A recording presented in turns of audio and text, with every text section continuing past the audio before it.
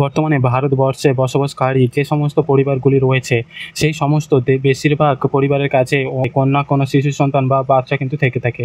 তেমনই আপনাদের পরিবারে যদি কোনো বাচ্চা থেকে থাকে, তাহলে কেন্দ্রীয় সরকারের তরফ থেকে সম্পূর্ণ নতুন একটি প্রকল্প তৈরি করা হয়েছে।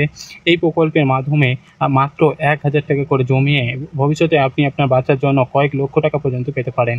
শুধু লক্ষ টাকা নয়, সর্বোচ্চ কোটি টাকাও পর্যন্ত আপনি আপনার বাচ্চার জন্য এই প্রকল্পের মাধ্যমে পেতে পারেন। তো বর্তমানে কোন প্রকল্পে এই সুবিধা দেওয়া হচ্ছে, কিভাবে এই টাকা পাবেন, কত টাকা পাবেন, কত টাকা জমা করতে হবে, কোথায় আবেদন করবেন, সমস্ত কিছু এই ভিডিওর মাধ্যমে জানাবো। তাই ভিডিওটা একটু স্কিপ না করে পুরোটা দেখুন। আপনি যদি আমাদের চ্যানেল নতুন আছেন, অবশ্যই চ্যানেলটিকে সাবস্ক্রাইব করে পাশের বেল আইকনটা ক্লিক করে রাখবেন, যাতে এরকম নিত্য নতুন ভিডিও সবার প্রথমে আপনি পান। তো চলুন ভিডিও স্ক্রিনে যাওয়া যাক। তো দেখুন বন্ধুরা, এখানে কিন্তু পরিষ্কারভাবে বলা হয়েছে বছরে ১০,০০০ টাকা জমালে কোটিপতি হবে আপনার সন্তান। তো কিভাবে কোটিপতি হবেন, তাছাড়া কি কি সুবিধা এই স্কিমের মাধ্যমে দেওয়া হবে, কোন স্কিমে দেওয়া হচ্ছে, চলুন এক এক করে আপনাদেরকে দেখিয়ে দিই।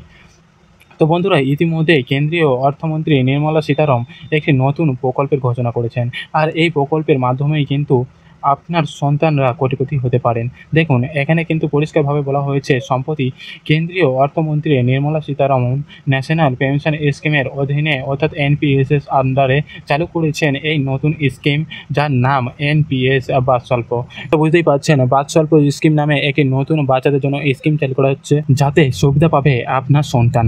তো আপনার বাচ্চা যদি থেকে থাকে, সেক্ষেত্রে আপনিও কিন্তু এই প্রকল্পে আবেদন করতে পারেন।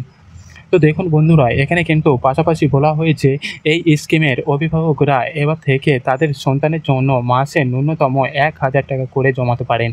৩ বছরের লকিং মেয়াদ রয়েছে এই স্কিমে।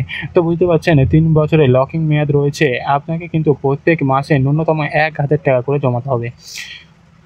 আর তারই পাশাপাশি এখানে বলা হয়েছে, দেখুন, সন্তানের ১৮ বছর বয়স যখন হবে, ১৮ বছর বয়স হলে এই স্কিমে জমানো টাকার ২৫% তোলা যাবে শিক্ষা বা চিকিৎসার কারণে। তো বুঝতেই পারছেন, যখন আপনার বাচ্চার বয়স ১৮ বছর হয়ে যাবে, সেই সময় আপনি চাইলে কিন্তু ২৫% টাকা তুলতে পারবেন উচ্চশিক্ষার জন্য, অথবা চিকিৎসার কারণে ব্যবহার করার জন্য কিন্তু, বা খরচ করার জন্য কিন্তু আপনারা এই টাকা তুলতে পারবেন। মোট ৩ বার এই স্কিম থেকে কিন্তু টাকা তোলা যাবে আপাতকালীন ক্ষেত্রে। ব্যাংক, পোস্ট অফিস বা অনলাইন প্ল্যাটফর্মের মাধ্যমে এই এনপিএস বা সলভ অ্যাকাউন্ট খোলা যায়। এবারে আমরা টাকা ফেরত পাওয়ার বিষয়টা একটু এখানে আলোচনা করব বা দেখে নেব। দেখুন, বলা হয়েছে বছরে ১০,০০০ টাকা করে জমালে সন্তানের ১৮ বছর বয়স হলে সে পাবেন প্রথমত ৫ লক্ষ টাকা। এক্ষেত্রে মোটামুটিভাবে ১০% হারে রিটার্ন কিন্তু আপনারা পেয়ে যাবেন, যারা যারা টাকা জমাচ্ছেন আপনারা। এরপরে বলা হয়েছে, দেখুন, এই একইভাবে ৬০ বছর বয়স পর্যন্ত বাৎসরিক ১০,০০০ টাকা করে জমালে ১০% রিটার্নে আপনার জমানো অঙ্ক দাঁড়াবে ২.৭৫ কোটি টাকা। তো বুঝতেই পারছেন, প্রায় ৩.৫ কোটি টাকা কিন্তু জমে যাবে। এছাড়া একইভাবে বলা হয়েছে, দেখুন, ১১.৫৯% রিটার্নে এই জমানো অঙ্কের মূল্য ৬০ বছর বয়সে গিয়ে দাঁড়াবে ৫.৯৭ কোটি টাকা। তো বুঝতেই পারছেন, প্রায় ৬ কোটি টাকার মতো হয়ে যাবে। এই রিটার্নের অঙ্ক কম বেশি কিন্তু হতে পারে। আর এক্ষেত্রে আপনাদেরকে জানিয়ে দিই বন্ধুরা, টাকা আপনি কিভাবে বা কোন স্কিমের আন্ডারে জমাবেন, তার উপরে নির্ভর করে কিন্তু আপনার এই টাকার পরিমাণটা দাঁড়াবে। দেখুন, বলা হয়েছে, আর এই স্কিমের বেশি ঝুঁকি নিলে সর্বোচ্চ ১২.৮৬% রিটার্ন পেলে একই অঙ্ক ৬০ বছর বয়সে দাঁড়াবে ১১.৫ কোটি টাকা। তো বুঝতেই পারছেন, এখানে একটু রিস্কের ব্যাপার আছে। তো আপনাদেরকে জানাবো যে বর্তমানে কোন কোন ক্যাটাগরিতে এই টাকা জমানো যায়। তো দেখুন বন্ধুরা, এখানে কিন্তু বলা হয়েছে এই এনপিএসের বিনিয়োগের ক্ষেত্রে ৪টি ক্যাটাগরি রয়েছে, অর্থাৎ ৪টি ক্যাটাগরিতে কিন্তু আপনারা টাকা জমা করতে পারবেন। প্রথম ক্যাটাগরিটা দেখুন, বলা হয়েছে অ্যাক্টিভ চয়েস। দ্বিতীয় ক্যাটাগরি হলো অটো চয়েস অ্যাগ্রেসিভ, এবং অটো চয়েস মডারেট হচ্ছে তৃতীয় ক্যাটাগরি, এবং সর্বশেষ সেটা হলো অটো চয়েস কনজারভেটিভ। তো বুঝতেই পারছেন, এই ৪টে ক্যাটাগরিতে কিন্তু আপনি টাকা জমাতে পারবেন। এবারে দেখুন, এখানে বলা হয়েছে একটি কিন্তু ক্যাটাগরিতে রিটার্নের পরিমাণ এক রকম। যেমন বলা হয়েছে কনজারভেটিভ যে বিকল্প রয়েছে, অর্থাৎ সবথেকে শেষে, এক্ষেত্রে সবথেকে কম রিটার্ন হলেও তাতে কিন্তু কোনো ঝুঁকি একেবারেই নেই। অর্থাৎ এতে কিন্তু কোনো রকম কোনো আপনার টাকা লস যাবে বা কোনো রকম টাকা মার যাবে, এরকম কোনো রকম কোনো কিন্তু ঝুঁকি নেই।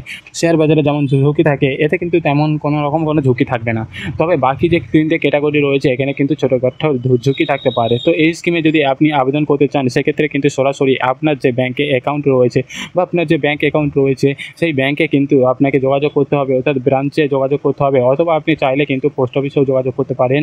সেক্ষেত্রে কিন্তু আপনি সহজে এই প্রকল্পের বিষয়ে জানতে পারবেন। আর এই প্রকল্পের বিষয়ে আরও যদি বিস্তারিত জানতে চান, সেক্ষেত্রে আপনার নিকটবর্তী যে ব্যাংক রয়েছে সেখানে চলে যাবেন, অথবা পোস্ট অফিসে চলে যাবেন। পোস্ট অফিসে গেলে বিস্তারিতভাবে জানতে পারবেন এবং আবেদন কিন্তু করতে পারবেন।